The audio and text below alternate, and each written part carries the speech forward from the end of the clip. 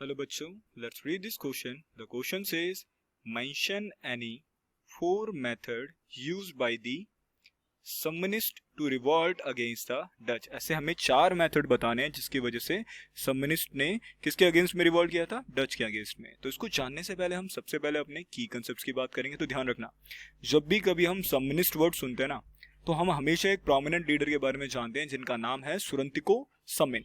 देखो, सुरंतिको सम्मिन ही वही थे जिन्होंने क्या करा था, सम्मिन रेवोल्यूशन में या सम्मिनिस्टों के साथ पार्टिसिपेट किया था। किसके अगेंस्ट में रिवॉल्ट करने के लिए, डच के अगेंस्ट में। तो देखो, सुरंतिको सम्मिन कौन थे?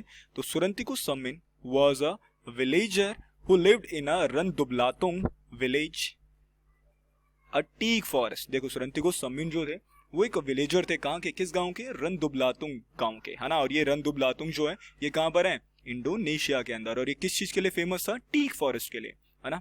ही started a movement questioning state about ownerships of forest. अब देखो, इन्होंने जब ब्रिटिश गवर्नमेंट ने आकर रैंडमली क्या बोलना चालू करा कि ये जो लैंड है ये हमारी है, तभी उसी के खिलाफ क्या हुआ था, उन्होंने मूवमेंट अराइज किया था जिसमें इस चीज के ऊपर क्वेश्चनिंग की गई थी कि ये जो स्टेट ऑनरशिप है फॉरेस्ट की वो किसकी होगी, है ना। तो देखो, अब समझते हैं अपने चार मेथड। ठीक है, ऐसे कौन से वो चार मेथड थे जिसमें सम्मनिस्ट ने किसके खिलाफ, अगेंस्ट के डच के खिलाफ रिवॉल्ट किया था। तो देखो, पहला पॉइंट क्या है?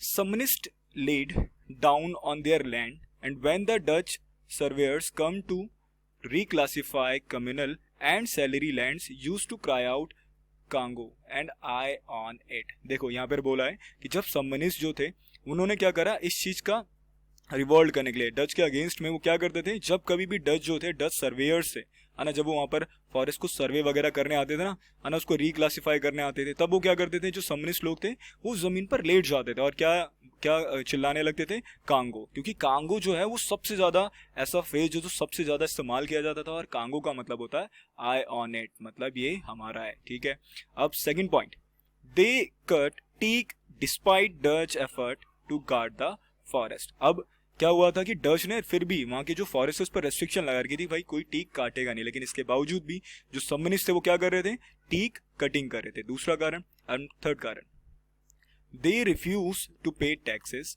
Fines to accept wages and leave rented और communal land when they are lease and expired. ठीक है, अब ये क्या था, उन्होंने वहाँ के जो ब्रिटिशर्स क्या थे, वहाँ से उनसे टैक्स वगैरह वसूलते थे, रेंट वगैरह वसूलते थे, तो उन्होंने टैक्स वगैरह पे करने से भी मना कर दिया, है ना। उन्होंने जो वेजेस थे उसको भी एक्सेप्ट करने से मना करा। और देखो वहाँ लिखा है ना, यहाँ तक कि उन्होंने क्या करा, जो भी रेंट वगैरह रहता था उन पर वो उसको छोड़कर, या फिर जो जमीन एक्सपायर्ड हो जाती थी वो उनको ऐसे ही छोड़कर चले जाते थे। अब fourth point, some piled stones on the road which they had been order to build. और वो क्या करते थे, उनको पाइल अप कर वो क्या करते थे, वहां पे जो रोड्स वगैरह बनाने का क्या करते थे, ऑर्डर देते थे। तो ये कुछ ऐसे चार रीजन थे जिसकी वजह से क्या हुआ, जो सम्मनिस्ट जो थे वो किसके खिलाफ में रिवॉल्ट कर रहे थे, डच के खिलाफ में। I hope you understand it well. Best of luck.